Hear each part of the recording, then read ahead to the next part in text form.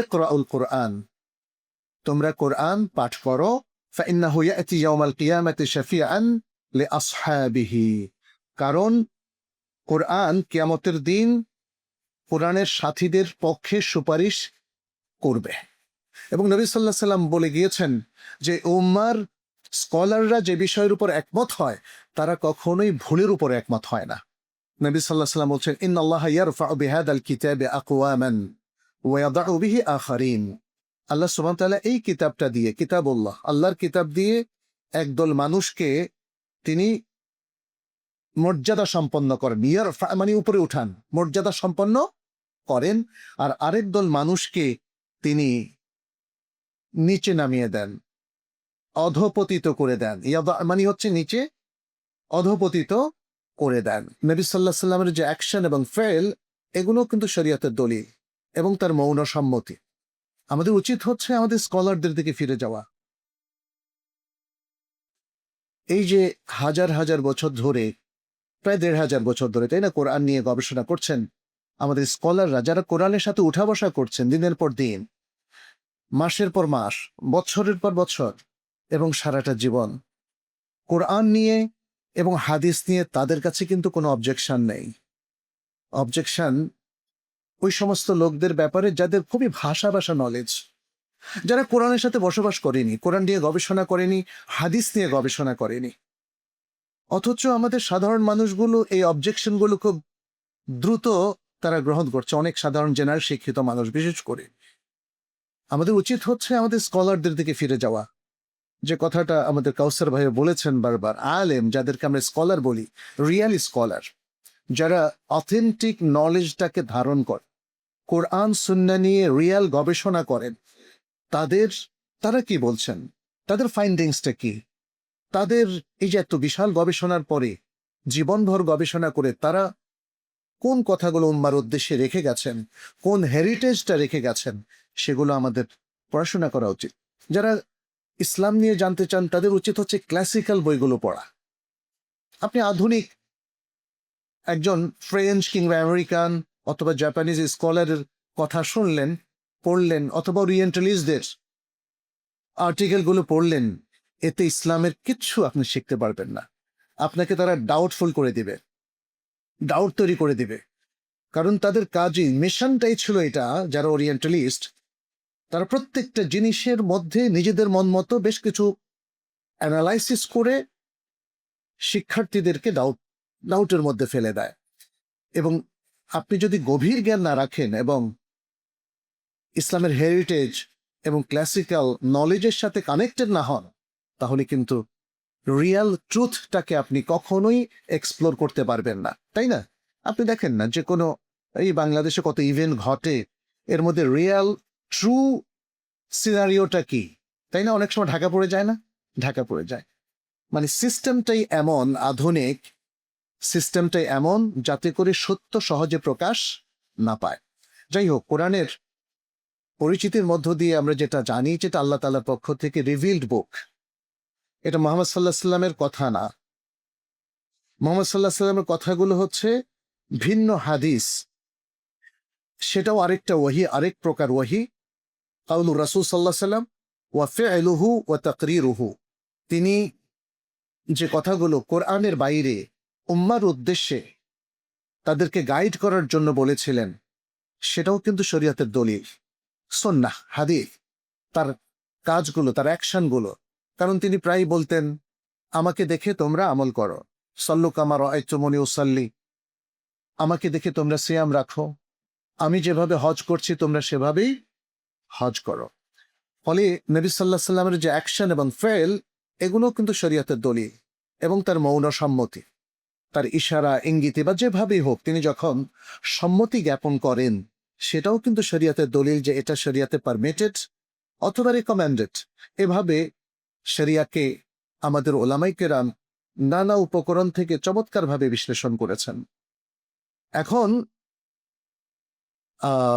কোরআনের ব্যাপারে ওরিয়েন্টালিস্টদের একটা কথা হচ্ছে, Quran is speech of Muhammad সাল্লাল্লাহু আলাইহি ওয়াসাল্লাম। তারাই প্রথমে কথাটা বলে, তারাই কথাও। কিন্তু দেখেন, সারা বিশ্বের সকল যুগের সকল মুসলিম একমত যে কোরআন ইজ স্পিচ অফ আল্লাহ। আল্লাহ সুবহানাহু ওয়া তাআলা। অতএব অল্প কিছু লোক কিছু কনফিউশন তৈরি করেছে, সেটার দিকে কিন্তু আমাদের মনোযোগ আকৃষ্ট হওয়াটা ঠিক না। এবং সেটাকে আপনি কোন দলিলের ভিত্তিতে অ্যাকসেপ্ট করবেন? কিছু কনফিউশন তৈরি করার কারণে আপনার মধ্যেও কনফিউশন সৃষ্টি হচ্ছে শুধু সেই কারণে?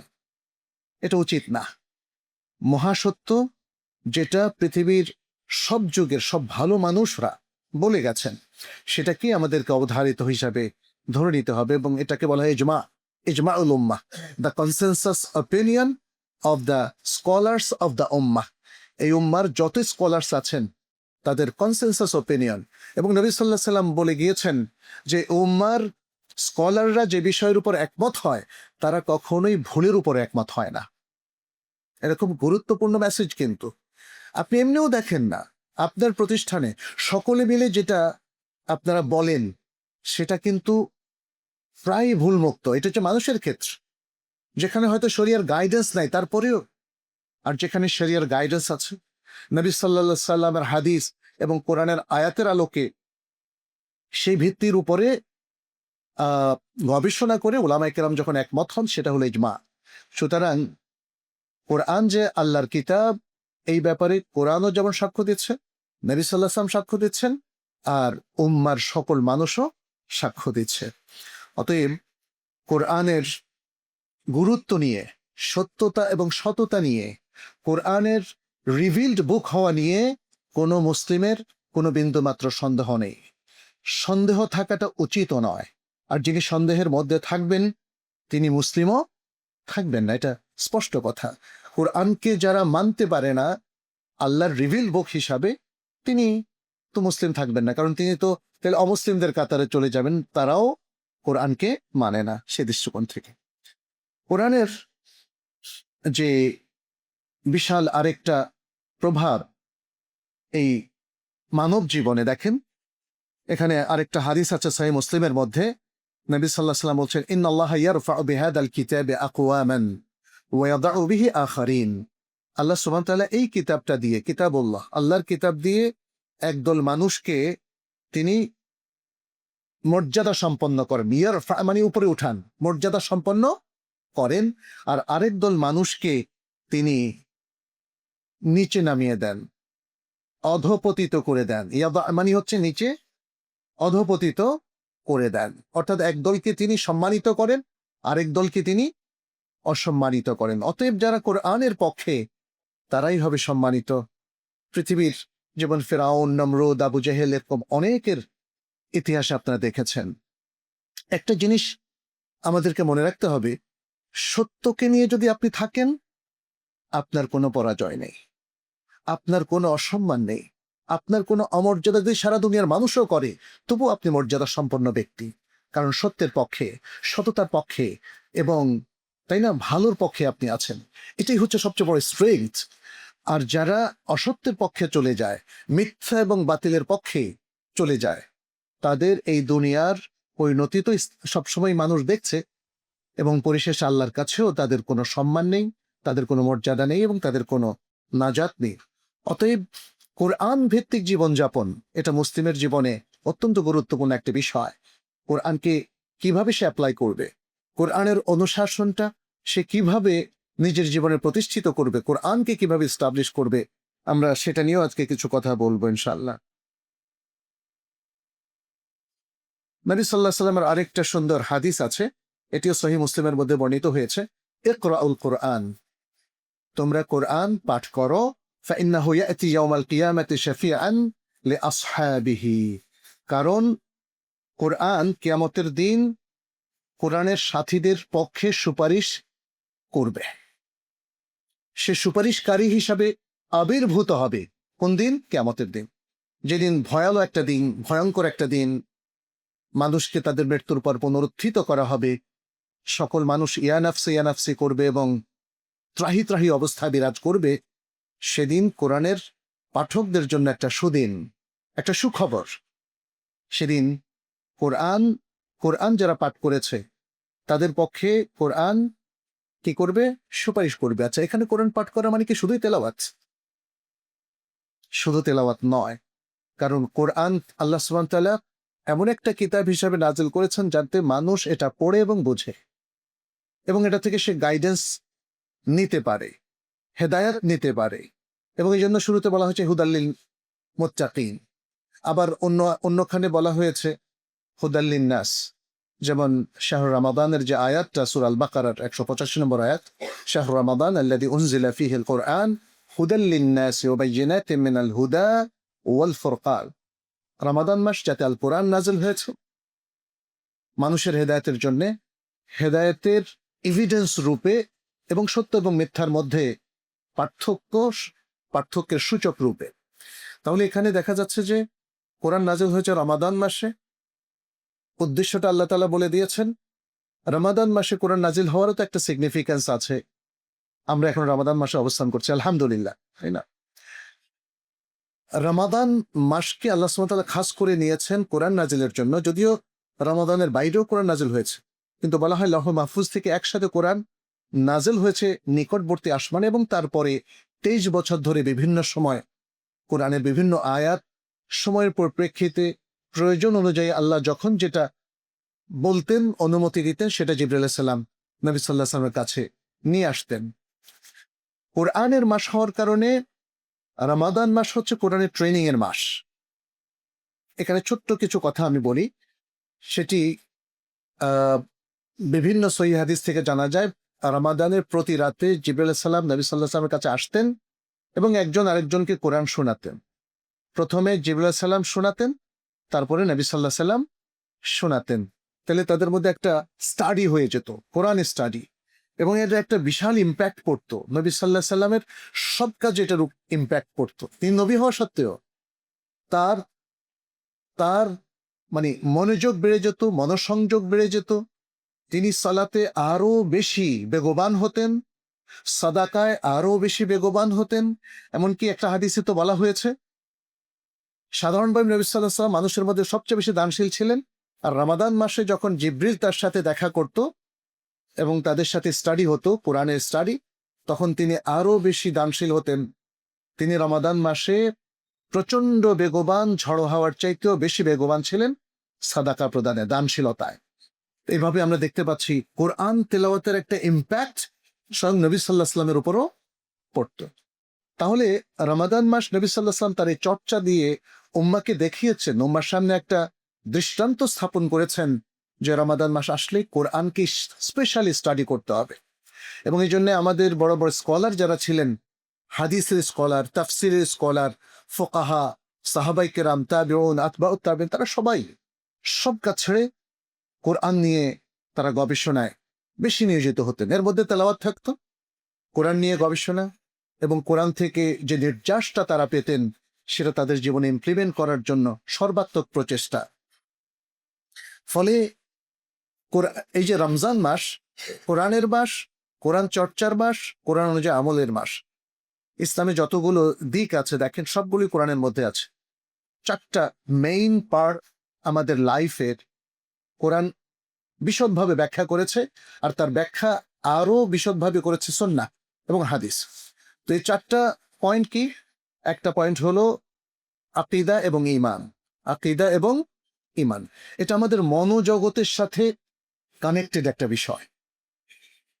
আপনি কি চিন্তা করছেন? আপনার বিশ্বাসটা কি? আপনার চিন্তা চেতনাটা কি? আপনার হার্ট, আপনার এই যে কন্টেমপ্লেশন, এই সব কিছুর মধ্যে কি জিনিসটা, কি আদর্শ, কোন ধরনের চিন্তা আপনি ধারণ করছেন? এটা হলো মূলত আকীদা এবং ঈমানের বিষয়। আর এই জায়গায় ইসলামের বক্তব্য হচ্ছে আন্দাজে কোনো কিছু বিশ্বাস করা যাবে না। যা কিছু আপনি ইলম হিসাবে, জ্ঞানের তথ্য হিসাবে যা কিছু আপনি অর্জন করবেন, সেটাই হবে আপনার আকীদার মূল বিষয়। আপনি আল্লাহ সম্পর্কে যদি যা কিছু ধারণা করেন, এগুলো শুধু ধারণা, অনুমান হলে চলবে না। এগুলো হতে হবে দলিল ভিত্তিক আপনার জ্ঞান, নলেজ। আপনি ফেরেশতাদের ব্যাপারে যে তথ্যগুলো সংগ্রহ করবেন অথেন্টিক ভাবে, সেটাই হবে ফেরেশতাদের ব্যাপারে আপনার চিন্তা, চেতনা এবং বিশ্বাস। এরপরে আল্লাহর কিতাবগুলো নিয়ে, নবী রাসূলদের নিয়ে, শেষ দিবস নিয়ে, তাকদীর নিয়ে, এসব কিছু নিয়ে আপনি সেই তথ্যগুলো আগে সংগ্রহ করবেন, পড়বেন, জানবেন, তারপরে আপনার বিশ্বাসের ভুবনটাকে আপনি তৈরি করবেন। তাহলে এটা হলো আকীদা এবং ঈমানের পার্ট। কিন্তু এই জায়গায় আপনি দেখেন, একটু যদি ঘুরে ফিরে দেখেন, আমাদের দেশে অধিকাংশ মানুষ কিন্তু জ্ঞান নির্ভর আকীদা এবং ঈমান ধারণ করে না। তাদের জাস্ট ধারণা নির্ভর, দেখে দেখে, তাই না? অনেক কিছু ভুল চিন্তা ভাবনা এভাবে আমাদের মধ্যে ঢুকে পড়েছে। আমাদের চিন্তা চেতনায় ঢুকেছে অতীতের অনেক ভুল এবং বর্তমানেরও অনেক ভুল। বর্তমানেও নানা ধরনের মানবীয় চিন্তা চেতনা, কথা বার্তা, মানবিক মতবাদ, এগুলো যেমন আমাদেরকে আক্রান্ত করেছে, অতীতের অনেক শিরকি চিন্তা ভাবনা, কুফুরি চিন্তা ভাবনা কিংবা নাস্তিকতাপূর্ণ চিন্তা ভাবনাও কিন্তু আমাদেরকে অনেককে আক্রান্ত করেছে। আপনি যদি বিশুদ্ধ ইসলামটাকে ভালো করে এক্সপ্লোর করতে পারেন, তাহলে দেখবেন অটোমেটিক সবকিছু ক্লিন হয়ে বিশুদ্ধ ইসলামী চিন্তা এবং চেতনা আপনার মধ্যে কাজ করবে। এটা খুবই খুবই ইম্পর্টেন্ট একটা বিষয়। ইসলাম এই জায়গাটাকে, এই পয়েন্টটাকে প্রথম আইডেন্টিফাই করেছে এবং এই জায়গাটাকে সর্বপ্রথম সমৃদ্ধ করার, আলোকিত করার জন্য ইসলাম আমাদেরকে ইনস্ট্রাকশন দিয়েছে। স্বয়ং নবী সাল্লাল্লাহু আলাইহি সাল্লামকে আল্লাহ তাআলা বলছেন, ফা'লাম আন্নাহু লা ইলাহা ইল্লাল্লাহ, জেনে নাও যে আল্লাহ ছাড়া সত্যিকার আর কোনো ইলাহ নেই। তাহলে এখানে জেনে নিতে বলেছেন। তাহলে লা ইলাহা ইল্লাল্লাহ শুধু আন্দাজে বিশ্বাস করার বিষয় নয়, এটা জানার বিষয়। আর জানার জন্য আপনাকে পড়তে হবে। এই জন্য তো কোরআন প্রথমে বলেছে কি, ইকরা বিসমি রাব্বিকাল্লাযী খলাক, পড়ো তোমার প্রভুর নামে যিনি তোমাকে সৃষ্টি করেছেন। তাহলে পড়ার মধ্য দিয়ে তথ্য আপনি পাবেন, আর এই তথ্যগুলোকে যাচাই বাছাই করেই আপনি গ্রহণ করবেন। যে তথ্যগুলো সরাসরি কোরআন থেকে আসে, এখানে আর যাচাই বাছাইয়ের প্রয়োজন আছে? নেই। যে তথ্যগুলো নবী সাল্লাল্লাহু আলাইহি সাল্লামের বিশুদ্ধ অথেন্টিক হাদিস থেকে আমরা পাই, এগুলো যাচাই বাছাইয়ের প্রয়োজন নাই। কিন্তু যে তথ্যগুলো আমরা যে কোনো একজন মানুষের কাছে পাই, একজন ইউরোপিয়ানের কাছে পাই, একজন ওরিয়েন্টালিস্টের কাছে পাই, একজন সাধারণ শিক্ষিত মানুষের কাছে পাই, অথবা গ্রামে গঞ্জে দরগায় মাজারে যারা সেবক হিসাবে আছেন, তাদেরও অনেক কনসেপ্ট আছে না? তাদের কাছে আমরা যেগুলো পাই, সেগুলো কিন্তু আপনাকে অবশ্যই এগুলোকে যাচাই বাছাই করেই দেখতে হবে। কিভাবে? আপনার স্ট্যান্ডার্ডটা কি? আপনার স্ট্যান্ডার্ড হচ্ছে আল কোরআন এবং আসুন্নাহ। মনে রাখবেন, সবকিছুর একটা স্ট্যান্ডার্ড আছে, তাই না? আপনারা যারা সায়েন্স পড়েন এটা তো আরো ভালো করেই জানে, সবকিছুর একটা স্ট্যান্ডার্ড আছে। যে স্ট্যান্ডার্ডের আলোকে আপনি বলবেন এটা ঠিক অথবা ঠিক না। তাহলে মানুষের নানা রকম কথাবার্তা, তাদের চর্চা, তাদের বিশ্বাস, তাদের আমল, এসব কিছুকে যে স্ট্যান্ডার্ডে আপনি যাচাই করবেন, সেটা হলো আল কোরআন এবং আসুন্নাহ। এটাই হচ্ছে জ্ঞানের সর্বাধিক সবচেয়ে গুরুত্বপূর্ণ এবং অথেন্টিক জায়গা ইসলামে এবং মুসলিমদের কাছে। The source of knowledge, the authentic source of knowledge is the Quran and the সুন্নাহ। সে আলোকেই আমরা কোরআন সুন্নার বাইরে, আল্লাহ এবং রাসূল সাল্লাল্লাহু আলাইহি সাল্লামের বাইরে আর যত কথাবার্তা আমরা পাই, যত তথ্য সরবরাহ আমাদের কাছে উপস্থিত হয়, সেগুলোকে এই যাচাই বাছাইয়ের আলোকেই আমাদেরকে করতে হবে। যেটা কোরআন এবং সুন্নাহর সাথে মেলে, সেটা আমাদের কাছে অ্যাকসেপ্টেড। যেটা কোরআন এবং সুন্নাহ বিরোধী ধ্যান ধারণা, সেটা আমাদের কাছে অ্যাকসেপ্টেড না। যারা কোরআন সুন্নাহ নিয়ে পড়াশোনা করেছেন তারা জানেন, কোরআন সুন্নাহ এটা মহাসাগরের মতো ভাস্ট, সবকিছুকেই সে ধারণ করে। আল কোরআন যদিও সায়েন্সের বই না, কিন্তু সায়েন্সের আলোচনা আছে না?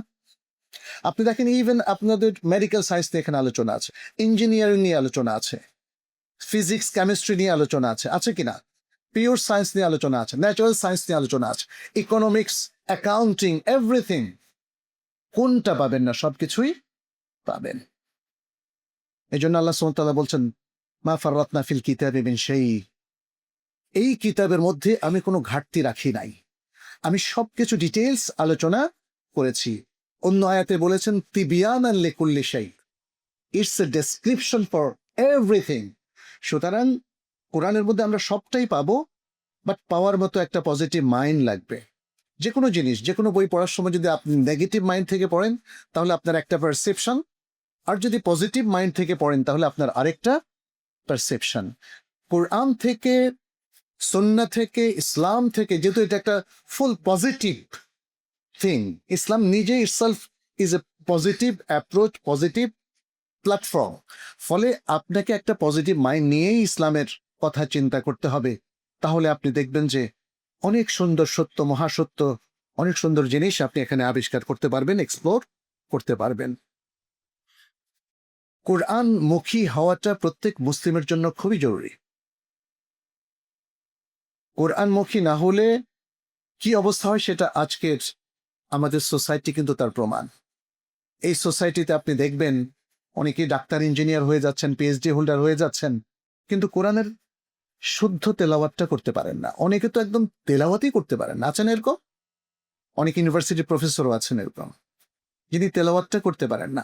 এতে একটা জিনিস কিন্তু প্রমাণিত হয়, তিনি আসলে কোরআনকে কোনো গুরুত্বই দেন না।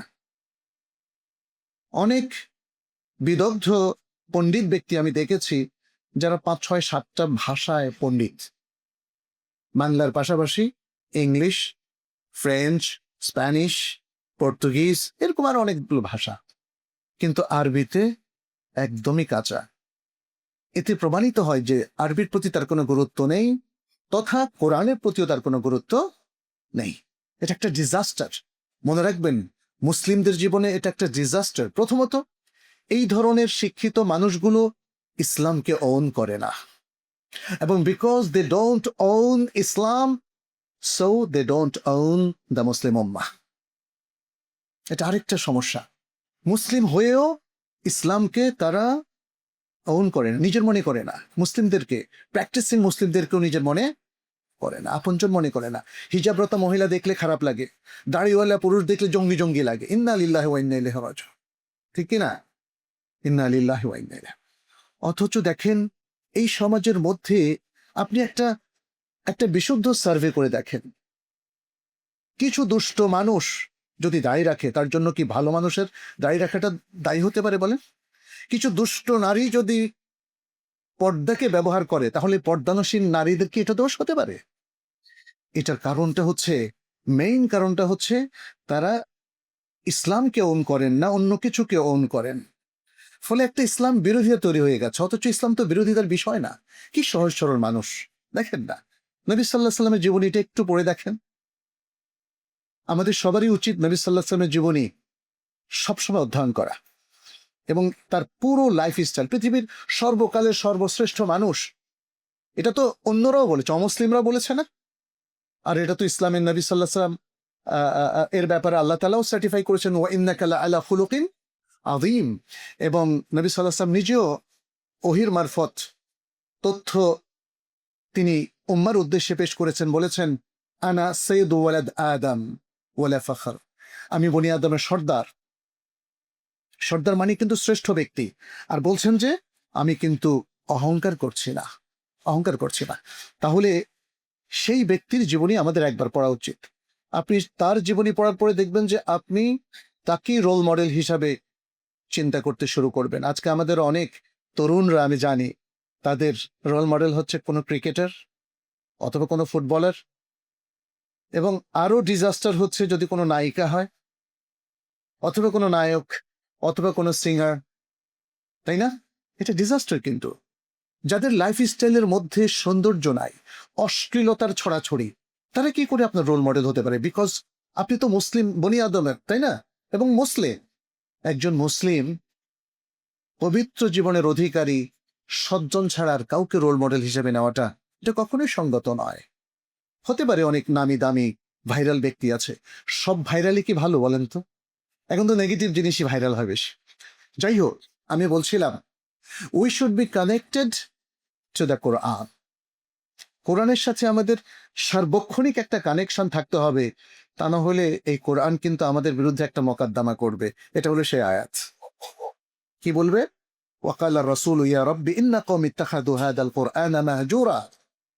সেদিন রাসূল সাল্লাল্লাহু আলাইহি ওয়াসাল্লাম দাঁড়িয়ে যাবেন এবং রবের কাছে বলবেন, হে রব, আমার জাতির লোকেরা, আমার জাতির মানে কারা? উম্মতি। কওমি মানে কি? উম্মতি। আমার উম্মত এই কোরআনকে তারা অ্যাবান্ডন করেছিল, ছেড়ে রেখেছে। তারা কোরআনকে ধারণ করে নাই, অথচ কোরআন তাদের মধ্যে অ্যাভেইলেবল ছিল। আমি আপনাদেরকে প্রশ্ন করি, কোরআন কি আপনাদের মধ্যে অ্যাভেইলেবল না? আপনাদের প্রত্যেকের বাড়িতে আছে না? প্রত্যেকটা মসজিদে আছে না? কিন্তু প্রশ্ন হচ্ছে, কোরআনকে কি আসলে আমরা ধারণ করছি? প্রতিদিনের তেলাওয়াতের মধ্যে, অধ্যয়নের মধ্যে কোরআন কি আমাদের আছে? অধিকাংশেরই নাই। আর বিশেষ করে এখন এত ব্যস্ত জীবন, এর মধ্যে আমাদের অন্তত 5-6 ঘন্টা দিতে হয় কোথায়? গ্যাজেটে, না? ফেসবুকে, অ্যান্ড্রয়েড ফোনে। এটা একটা অ্যাডিকশন হয়ে গেছে। ফলে কোরআন থেকে ডিটাচমেন্ট আরো বেড়েছে। যদিও আপনার এই ফোনে কিন্তু কোরআন আছে, আছে না? আছে।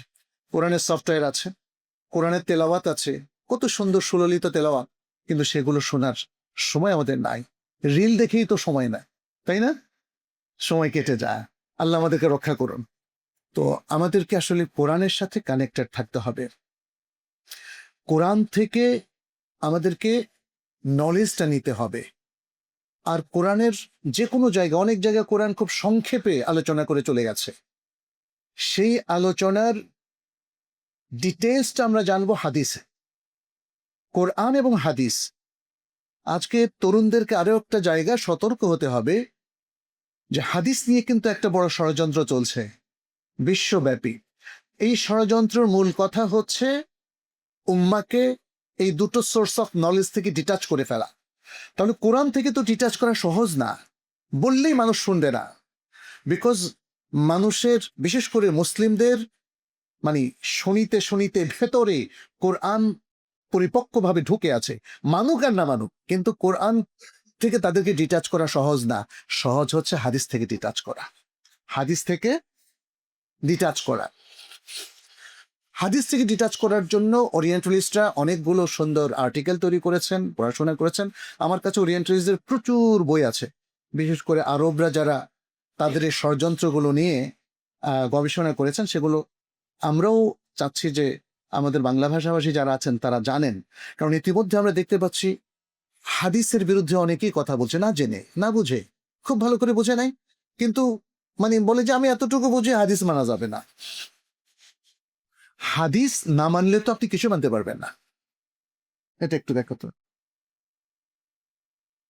হাদিস না মানলে তো কিছুই মানা যাবে না। আপনি যেমন, যেমন আমরা আজকে একটু আগে আসর সালাত পড়লাম, তাই না? কিভাবে পড়লাম? কোরআনে কি আসর সালাতের বিস্তারিতটা বর্ণনা আছে? নাই। আমরা যে ওমরা করতে যাই, কিভাবে ওমরা করি সেটা কি কোরআনে বলা আছে? কোরআনে বলছে ও আতিমুল হাজ্জা ওয়াল উমরাতা লিল্লাহ। ইভেন হজের বর্ণনা তো কোরআনে ডিটেলস নাই। তাহলে এই বর্ণনা কোথায় পাচ্ছি? হাদিসের মধ্যে পাচ্ছি। নবী সাল্লাল্লাহু আলাইহি সাল্লাম অনেক কিছু বলেছেন, অনেক কিছু করেছেন। সেখান থেকে যাকাত, আমাদের সবাই এখন যাকাত দিচ্ছে আলহামদুলিল্লাহ, কিন্তু যাকাতের বর্ণনাটা কোথায় পাচ্ছেন? হাদিসে। কোরআন শুধু বলছে ও আকিমুস সালাতা ওয়া আতুজ যাকাত, তোমরা সালাত কায়েম করো এবং যাকাত দাও। কিভাবে? সেটি নবী সাল্লাল্লাহু আলাইহি সাল্লাম তিনি অনেক কিছু বলে বর্ণনা করেছেন, অনেক কিছু করে বর্ণনা করেছেন। অতএব কোরআনের ইমপ্লিকেশন এবং মানে ডিটেলস ডেসক্রিপশন কোথায় পাবো আমরা? হাদিসে পাবো। হাদিসটা হচ্ছে কোরআনের ব্যাখ্যা। এখন কিছু কিছু মানুষ মিথ্যা কথা বলে বলছে এটা হাদিস। দেখবেন আমাদেরও অনেক বললে লোক বলে কিছু কিছু জিনিস কথা বানিয়ে বলে যে এটা নবী সাল্লাল্লাহু আলাইহি ওয়াসাল্লাম বলেছে। কিছু কথা ভালো আছে, ভালো কথা। নবী সাল্লাল্লাহু আলাইহি ওয়াসাল্লাম তো সব ভালো কথা তো একদম অক্ষর অক্ষরে বলে যান নাই। তিনি মূলনীতি দিয়েছেন, আর জরুরি সব কথা তিনি বলে গিয়েছেন। তিনি বলেছেন তারাকতুকুম আলা মাহাজ্জাতিন বায়দা লাইলুহা কানাহারিয়া, আমি তোমাদেরকে একটা স্পষ্ট দলিল প্রমাণ এবং জ্ঞানের উপর রেখে যাচ্ছি, যা যার রাতগুলো দিনের মতোই শ্বেত শুভ্র। অর্থাৎ এতে কোনো রাতের মতো কোনো অন্ধকার নেই। কোনো যে ব্যক্তিরা এটা থেকে দূরে থাকে তারা ধ্বংস। অতএব কোনো ধ্বংসপ্রাপ্ত ব্যক্তি ছাড়া কোরআন সুন্নাহর এই সুস্পষ্ট নীতিমালা থেকে কেউ বিচ্যুত হয় না। তাহলে দেখা গেল যে কোরআন এবং সুন্নাহ দুটো মিলেই ইসলাম। ইসলামের অধিকাংশ আমল আপনি বিস্তারিত পাবেন সুন্নায়, নবী সাল্লাল্লাহু আলাইহি সাল্লামের কথা এবং কাজের মধ্যে। ফলে এটাকেই যদি আপনি বাতিল করে দেন, তাহলে কোরআন অনুযায়ী আমল করা যাবে না। ইসলামের শত্রুরা সেটা ভালো করেই জানে, জানে বলেই তারা বলে আমি কোরআন মানি, হাদিস মানি না। কিছু দুর্বৃত্ত অথবা খারাপ মানুষ তারা কিছু কথা রচনা করে নবী সাল্লাল্লাহু আলাইহি সাল্লামের নামে চালিয়ে দিয়েছে। তো এই জন্য কি অথেন্টিক হাদিসগুলো দায়ী হতে পারে? হ্যাঁ, কিছু ডাক্তার হাতুড়ে ডাক্তারি করে, তাই না? গ্রামে গঞ্জে পাওয়া যায় না এরকম, যারা তেল মালিশ করে আপনার মানে আপনার হাত ভাঙ্গা পা ভাঙ্গার চিকিৎসা করে। আবার অনেকে দেখি ভালো হয়ে যায়। তো এটা কি প্রমাণ যে তারা ভালো? না। আর এই হাতুড়ে ডাক্তার কারণে কি আপনি ভালো ডাক্তারদেরকেও কন্ডেম করবেন? বলবেন যে না, সব ডাক্তারই ভুল? এই জিনিসটা কিন্তু ভুল হচ্ছে আমাদের। সব যুগেই কিছু মানুষ উল্টাপাল্টা থাকে, তাদের দোষ, তাদের দায়ভার সকল ভালো মানুষের উপর চাপানো উচিত নয়। অতএব আমাদেরকে এই জায়গায় সাবধান হতে হবে যে কোরআন বোঝার জন্য সুন্নারও সহযোগিতা আমাদের নিতে হবে। যখন যেই সুন্নার ডেসক্রিপশনটা আমাদের প্রয়োজন হয়, অতএব আমাদের উচিত হবে কোরআন থেকে ডিটাচ না হওয়া, কোরআন তেলাওয়াত করা। কোরআনের এখানে 5টা হক আছে, সেটা একটু বলে নেই। প্রথম হক হচ্ছে তেলাওয়াতুল কোরআন। প্রথম হকটা কি? তেলাওয়াতুল কোরআন, কোরআন তেলাওয়াত করা, যেটাকে আমরা রিসাইটেশন বলি, কোরআন রিসাইট করা। দ্বিতীয় হচ্ছে হেফজুল কোরআন, কোরআনকে মেমোরাইজ করা। অনেকেই হয়তো বলে যে কোরআন তো এখন লিখিত হয়ে গেছে, মেমোরাইজেশনের দরকার কি? মেমোরাইজেশনের দরকার আছে। আপনার নামাজের মধ্যেও কোরআন পাঠ করতে হয়। আর এখন যে কিয়ামুল লাইলে আমরা পড়ি, তাই না? কিয়ামুল লাইলে তো নবী সাল্লাল্লাহু আলাইহি ওয়াসাল্লামের যুগে সাহাবায়ে কেরাম তারাও কোরআন পুরো পড়ে একাধিকবার পড়ে শেষ করতেন। আমরা দুর্বল, আমরা একবারের বেশি পড়তে পারি না, তাই না? তো কোরআন যদি মুখস্থই না করবে তাহলে কিভাবে রিসাইট করবে? তাহলে এটা হলো হেফজুল কোরআন। দ্বিতীয়। তৃতীয় হচ্ছে আল আমালু বিল কোরআন, কোরআন অনুযায়ী অ্যাক্ট করা, কোরআন অনুযায়ী অ্যাক্ট করা। ফোর্থ হলো একামাতুল কোরআন, কোরআনের অনুশাসনগুলো, রুলিংসটাকে এস্টাবলিশ করা, প্রতিষ্ঠা করা। আর ফিফথ হলো কি বলেন তো দেখি, কে বলবেন? আর দাওয়াতু ইলাল কোরআন, কোরআনের দিকে মানুষকে আহ্বান করা। আমি নিজে নিজে আমল করে চুপ করে বসে থাকবো না, আমি আরেকজনকে শেখাবো। খায়রুকুম মান তাআল্লামাল কোরআনা ওয়া আল্লামাহ, তোমাদের মধ্যে সেই সর্বোত্তম যে কোরআন নিজে শেখে এবং অন্যদেরকে শেখে। এটা কোরআনের দিকে দাওয়া। তাছাড়া কোরআনের দিকে দাওয়া মানে শুধু তেলাওয়াতের দিকে দাওয়া বোঝায় না। কোরআনের যে বিষয়গুলো আছে সব বিষয়ের প্রতি ডাকা, এবং তার মধ্যে একটা বিষয় আমি আলোচনা করেছি, ঈমান এবং আকীদা। সেকেন্ড বিষয়টা হচ্ছে ইবাদা। ওমা খালাকতুল জিন্না ওয়াল ইনসা ইল্লা লিয়াবুদুন ওয়া কাযা রাব্বুকা আল্লা তা'বুদু ইল্লা ইয়্যাহ। কোরআন তার ইবাদত নিয়ে কি চমৎকার নির্দেশনা দিয়েছে। এবং তারপরে হলো মুআমালাত, হালাল হারামের বিধান। মুআমালাতের বিষয়টাই হলো আসলে মূলত হালাল হারামের বিধান। আপনি হারামগুলো অ্যাভয়েড করবেন, এভরিথিং উইল বি হালাল ফর ইউ। হালালের মধ্যেই থাকেন, হারাম অল্প কয়েকটা, এটা অ্যাভয়েড করেন। এটা হলো তৃতীয় বিষয়। চতুর্থ বিষয়টা হলো কি? আখলাক। কোরআন আখলাক নিয়েও আমাদেরকে অকুলু লিন্নাসি হুসনা, আরো চমৎকার সব আখলাক শিখিয়েছে। কোরআনের মধ্যে আরো অনেকগুলো আলোচনা আছে। এই আলোচনার মধ্যে কেউ কেউ 3টা মৌলিক বিষয় নিয়ে এসেছেন। একটা হলো তৌহিদ, আরেকটা আখিরাত, আরেকটা রিসালাত। তৌহিদ, আল্লাহর একত্ববাদ। ব্যাপকভাবে কোরআন আল্লাহর একত্ববাদ নিয়ে আলোচনা করেছে। আর আরেকটা হলো কি? আখিরাত। প্রথম দিকের আয়াতগুলোতে তো আখিরাতের কথাই বেশি। ইযা যুলজিলাতিল আরদু জিলজালাহা ওয়া আখরাজাতিল আরদু আথকালাহা ওয়া ক্বালাল ইনসানু মা লাহা, তাই না?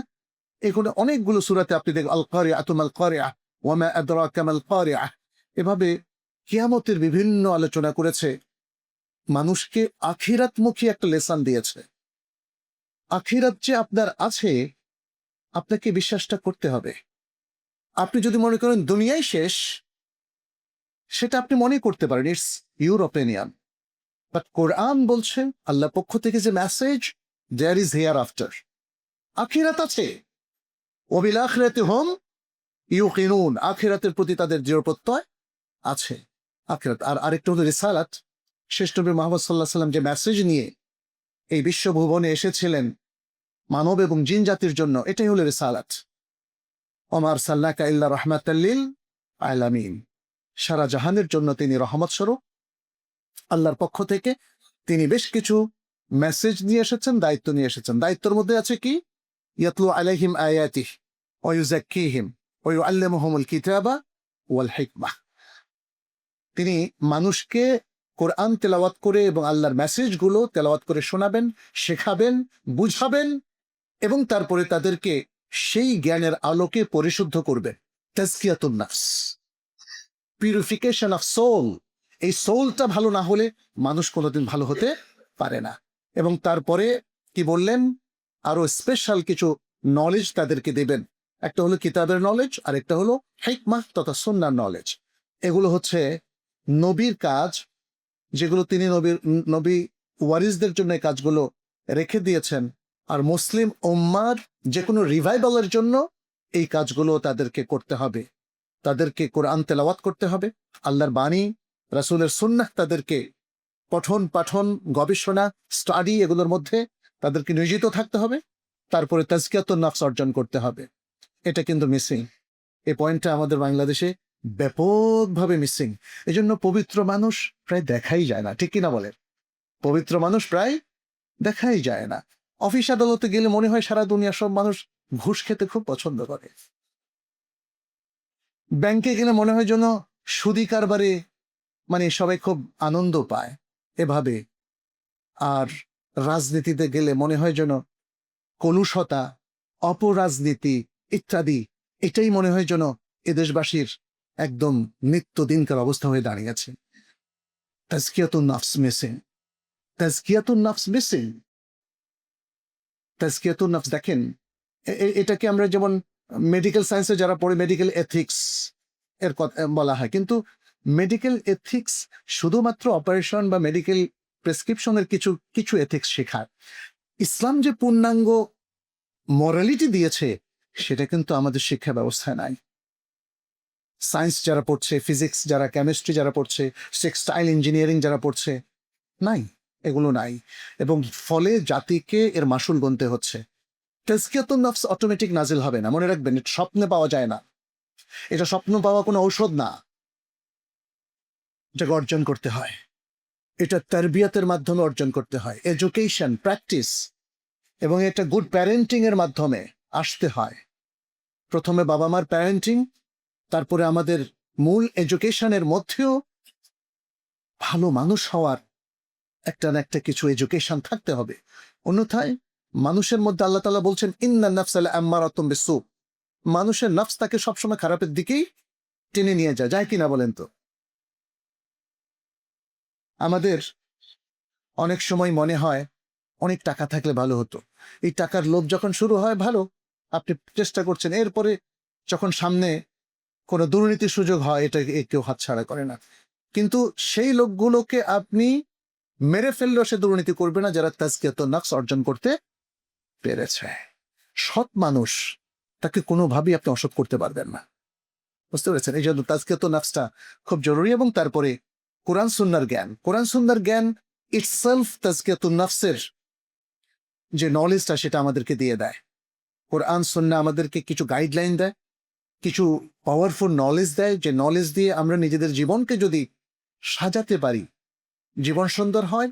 আর সাজানোর জন্য যে প্রেরণা, সেটাও কিন্তু আপনি নলেজে পান। একটা আয়াত পড়েও অনেক সময় দেখা যায় একজন মানুষ হেদায়েত হয়ে গেছে, তাই না? ইউসুফ ইসলাম, যার কথা আপনারা হয়তো অনেকে শুনেছেন, ক্যাটি স্টিভেন্স মনে হয় তার নাম, তাই না? ইংল্যান্ডের, তিনি কিন্তু কোরআন পড়ে মুসলিম হয়ে গেছেন। ডক্টর রোজেগা রোদি, ফ্রেঞ্চের একজন বড় স্কলার, কোরআন পড়ে তিনি ইসলাম গ্রহণ করেছেন। ডক্টর মরিস বুকাই, বিশ্ববিখ্যাত, যে একটা বইটা লিখেছেন কি, Quran science and Bible, Quran Bible and science, এই যে বিশ্ববিখ্যাত বইটা তিনি লিখেছেন, তিনিও কিন্তু কোরআন পড়েই কিন্তু এই যে পরিবর্তনটা। আমার কাছে বেশ কয়েক ভলিউম নও মুসলিমদের কাহিনী আছে। এরা হলো Europe, America, Canada, New Zealand, Australia, German, বিভিন্ন দেশের, কুয়েত থেকে ছাপানো 5 খণ্ডের। দেখা যায় এদের প্রায় সবাই কোরআন পড়েই তারা কিন্তু গাইডেন্সটা পেয়েছে। অতএব কোরআন আমাদেরকে, কোরআন থেকে ডিটাচ হলে চলবে না। একদিকে আমাদের আখিরাতে নবী সাল্লাল্লাহু আলাইহি ওয়াসাল্লাম বিরুদ্ধে দাঁড়িয়ে যাবে, সে ভয় তো আছেই। আর অন্যদিকে আমাদের দুনিয়ার জীবনটাও কিন্তু আমাদের ইসলাম থেকে ডিটাচ হয়ে যাবে। একটা জিনিস চিন্তা করুন, যে আপনি মুসলিম বাট ফলো করছেন ওয়েস্টার্ন কালচার অথবা পৌত্তলিক কোনো কালচার, আপনার অবস্থানটা কোথায় হবে? পৌত্তলিকরা কি আপনাকে পৌত্তলিক হিসাবে মেনে নেবে? কিংবা ইউরোপিয়ানরা কি আপনাকে আপনি তাদের নাগরিকত্ব পেলেও তারা মাঝে মাঝে এখনো হুমকি দেয় যে বের করে দিয়েছে না? আমেরিকার প্রচুর বাঙালি চলে এসছে না বাংলাদেশে। শোনেন, একজন মুসলিমের সবচেয়ে গৌরবের জায়গা হচ্ছে হি ইজ এ মুসলিম। সুতরাং সারা বিশ্বের সামনে এটাকে ডিক্লেয়ার করার মতো কারেজাস হওয়া উচিত আমাদের, আই অ্যাম এ মুসলিম। এবং সবচেয়ে বেস্ট হচ্ছে এটা বলা যে I am trying to be a good Muslim, good practising Muslim, honest Muslim, তাই না? কোরআন কিন্তু সেটাই শেখায়। কোরআন আমাদেরকে অনেস্ট মুসলিম হতে শেখায়, কোরআন আমাদেরকে নলেজেবল মুসলিম হতে শেখায়, কোরআন আমাদেরকে প্র্যাকটিসিং মুসলিম হতে শেখায়। কোরআন আমাদেরকে বলে তোমার জন্ম এই পৃথিবীর, তোমার পদার্পণ হয়েছে for the wellbeing of the whole mankind. কুনতুম খায়রা উম্মাতিন উখরিজাত লিন্নাস তা'মুরুনা বিল মা'রুফি ওয়া তানহাউনা আনিল মুনকার। তোমরাই উত্তম জাতি। দেখেন, আল্লাহ কিন্তু সার্টিফিকেট দিচ্ছে, you are the best nation who have been created for the wellbeing of the whole mankind. কি করতে হবে আমাদেরকে? তা'মুরুনা বিল মা'রুফ, তোমরা ভালো কাজের আদেশ করবে, ওয়া তানহাউনা আনিল মুনকার, অসৎ কাজ থেকে নিষেধ করবে, ওয়া তু'মিনুনা বিল্লাহ, এবং আল্লাহর প্রতি ঈমান রাখবে। কারণ আল্লাহর প্রতি ঈমান না থাকলে কিন্তু বাকি কাজগুলো হবে না। সো আমাদের মূল পয়েন্টটা হচ্ছে ঈমান বিল্লাহ। ঈমান বিল্লাহ, এটা থেকেই উৎসারিত হচ্ছে আমাদের সকল ভালো জিনিস। ঈমান যে হারাবে সে সবকিছু হারাবে। আজকের যুগে দেখেন না, সেই সমস্ত মুসলিমদের লাইফ স্টাইলটা একটু এক্সপ্লোর করেন, যারা ঈমান হারা, দেখবেন যে তারা আখলাক হারা, তারা অধঃপতনে চলে গেছে, অশ্লীলতায় গা ভাসিয়ে দিয়েছে, দুর্নীতির মধ্যে আকণ্ঠ নিমজ্জিত হয়ে গেছে, বিকজ দে আর মিসিং ঈমান। অতএব ঈমানটা আমাদের মেইন। আর কোরআন আমাদের ঈমান শেখায়, কোরআন আমাদের আখলাক শেখায়, কোরআন আমাদের অথেন্টিক ইবাদত শেখায়। আচ্ছা, আমি আর লম্বা করব না, কথা তো অনেক আছে, কোরআন নিয়ে কথা বলা কোনোদিন শেষ হবে না, এটা চলতেই থাকবে। কিন্তু আমরা আজকে 5টা practical ways to apply the Quran in daily life, এটা নিয়ে একটু কথা বলি। প্রথম হচ্ছে read with measured and correct recitation. খুব সুন্দর পরিশীলিত তেলাওয়াত করবে। জাতীয়ভাবে আমি মনে করি আমাদের কারো না কারো পদক্ষেপ নেওয়া উচিত। অনেকগুলো প্রতিষ্ঠান বাংলাদেশে কাজ করছে, কিন্তু আমার কাছে মনে হয় খুব সফলভাবে কাজ হচ্ছে না। এর এর দলিল কি? এর প্রমাণ হচ্ছে আপনি ইন্দোনেশিয়াতে যান, একদম গ্রামে চলে যান, ছেলে মেয়ে প্রত্যেকের তেলাওয়াত একদম স্ট্যান্ডার্ড, একদম ওয়ান ক্যাটাগরি স্ট্যান্ডার্ড। কারো কোনো তেলাওয়াতের মধ্যে আপনি কোনো ত্রুটিই পাবেন না। আমরা একবার হজে দেখলাম সিঙ্গাপুরের এক মুসলিম, আল্লাহু আকবার, এত সুন্দর তেলাওয়াত করলো, মানে সবার কলজা যেন ঠান্ডা হয়ে গেল। এবং আমারও মনে হয়েছে আমি এত সুন্দর তেলাওয়াত আর শুনি নাই, আমি ভুলে গিয়েছি রেকর্ড করতে। সিঙ্গাপুরের একজন মুসলিম, তাহলে সিঙ্গাপুর তো নন মুসলিম কান্ট্রি। মালয়েশিয়াতে যান, সবার তেলাওয়াত সুন্দর, সবার তেলাওয়াত সুন্দর। কিছুদিন আগে আমরা সারাওয়াক নামে একটা একটা একটা সিঙ্গাপুরের কাছাকাছি একটা এতে গিয়েছিলাম, দেখলাম সবার, গ্রামবাসী সবার, সব সাধারণ মানুষের তেলাওয়াত সুন্দর। তাহলে তারা রাষ্ট্রীয় ব্যবস্থাপনায় এমন কিছু চালু করতে পেরেছে যাতে সবার কোরআন তেলাওয়াত সুন্দর। আমাদেরকে সেটা করতে হবে।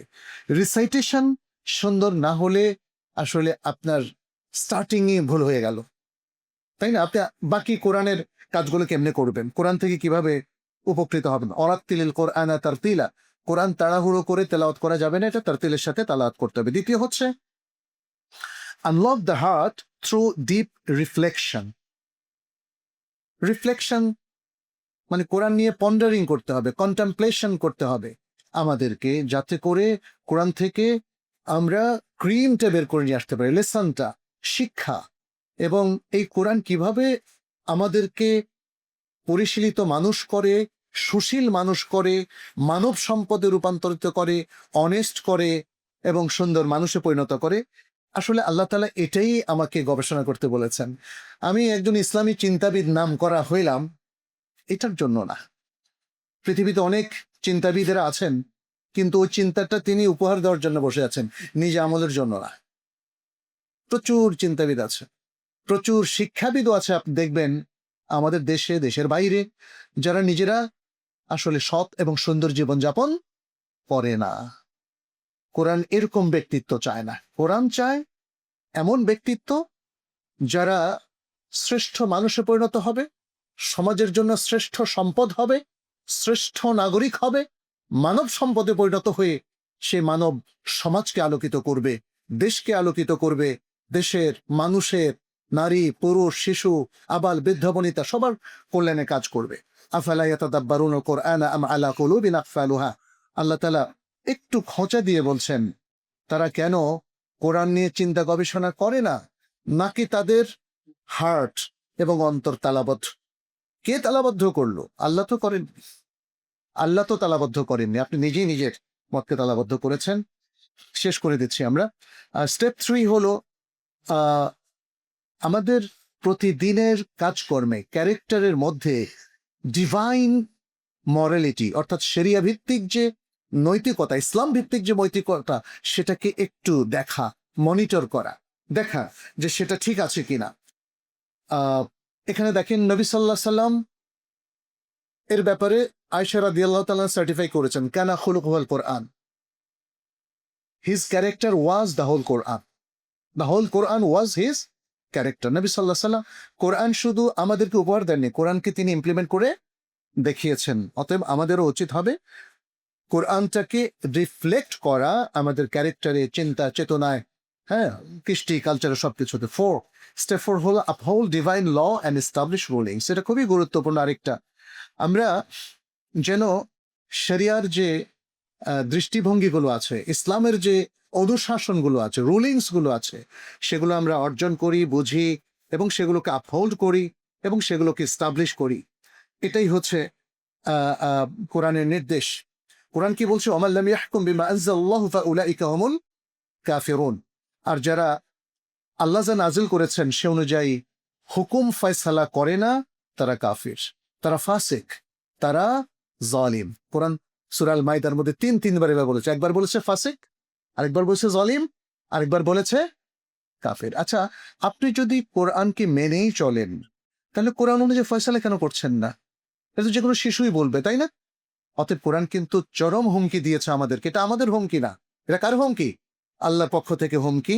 অতএব কোরআনের এই অনুশাসনগুলোকে স্টাবলিশ করা, অন্তত পক্ষে যেগুলো সামাজিক অথবা কমিউনিটি বেসড কিংবা রাষ্ট্রীয়, সেটার জন্য আপনি ইন্ডিভিজুয়ালি রেসপন্সিবল না, but you are responsible for individual cases, individual issues. সেই জায়গাগুলোতে কি আপনি কোরআনিক অনুশাসন মেনে চলছেন? আচ্ছা, সর্বশেষ হলো share the knowledge and guidance with others. Quran এটা হচ্ছে একটা জ্ঞানের ভুবন। আপনি সেই জ্ঞানের ভুবনে অবগাহন করছেন কিনা, সেখান থেকে মণিমুক্তাগুলো আহরণ করছেন কিনা এবং সেগুলো অন্যদের কাছে বন্টন করছেন কিনা, এটা হলো সেই পয়েন্ট। যদি আমাদের সমাজকে কোরআনের আলোকে আলোকিত করতে হয়, তাহলে এই কাজটা করতে হবে। নিজে কোরআনের মধ্যে ঢুকে থাকুন, সেখান থেকে মণিমুক্তা আহরণ করুন এবং সেটা আপনার আপনজন, প্রতিবেশী এবং জনগণের সাথে শেয়ার করুন। তাহলেই কোরআনিক যে সুন্দর নলেজগুলো, এগুলো আরো ব্যাপক হবে, মানুষ আলোকিত হবে, সমাজ আলোকিত হবে। আল্লাহ রাসূল সাল্লাল্লাহু আলাইহি ওয়াসাল্লাম বলছেন, বাল্লিগু আন্নী ওয়ালাউ আয়া। এটা সহিহ বুখারীর হাদিস। একটা আয়াত দেখেন, মানে কিভাবে অ্যাড্রেস করলেন রাসূল সাল্লাল্লাহু আলাইহি ওয়াসাল্লাম। জাস্ট সিম্পলি ওয়ান আয়া হলেও আপনি পৌঁছিয়ে দেন।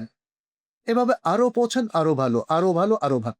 যত পৌঁছাবেন ততই মানুষ আলোকিত হবে, যত শিক্ষা পাবে দেশের মানুষ তত আলোকিত হবে। তো আসুন আমরা কোরআনকে বোঝার চেষ্টা করি এবং কোরআনের এই ইমপ্লিমেন্টেশনটার জন্য এখন থেকে আমরা একটা প্ল্যান নেই, নিজে কোরআন বুঝি, তেলাওয়াতটাকে সুন্দর করি এবং কোরআনের যে হকগুলো আছে সেগুলো পরিপালন করি।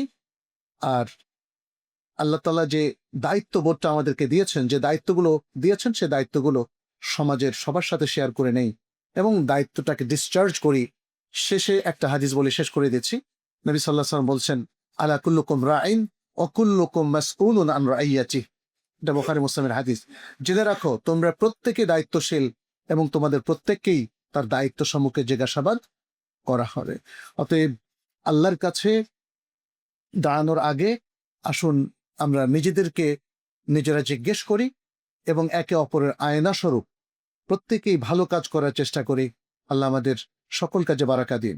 আল্লাহ আমাদের এই রমাদান মাসে বারাকা দিন। আমাদের সিয়াম সাধনার মধ্যে বারাকা দিন, আমাদের কিয়ামুল লাইলের মধ্যে বারাকা দিন। আমরা যত যত ভালো কাজ করি, কেউ হয়তো ইতিকাফ করবেন, সাদাকাতুল ফিতর আদায় করবেন ইনশাআল্লাহ, এবং আরও দান খয়রাত সাদাকা করে আল্লাহর নৈকট্য অর্জনের চেষ্টা করবেন। আল্লাহ সকল কাজকে কবুল করুন। আমাদের রুটি রোজগারে বারাকা দিন, সন্তান সন্ততির মধ্যে বারাকা দিন। আমাদেরকে ভালো মানুষ হিসাবে আল্লাহ গড়ে ওঠার তৌফিক দিন, দেশ জাতির কল্যাণে কাজ করার তৌফিক দিন, ভালো মুসলিম হিসাবে কবুল করুন। এতটুকু বলে শেষ করছি। হাদা সাল্লাল্লাহু ওয়াসাল্লাম আলা নবিয়ানা মুহাম্মদ ওয়া আলা আলিহি ওয়া আসহাবিহি আজমাইন। ওয়াসসালামু আলাইকুম ওয়া রাহমাতুল্লাহি ওয়া বারাকাতুহু।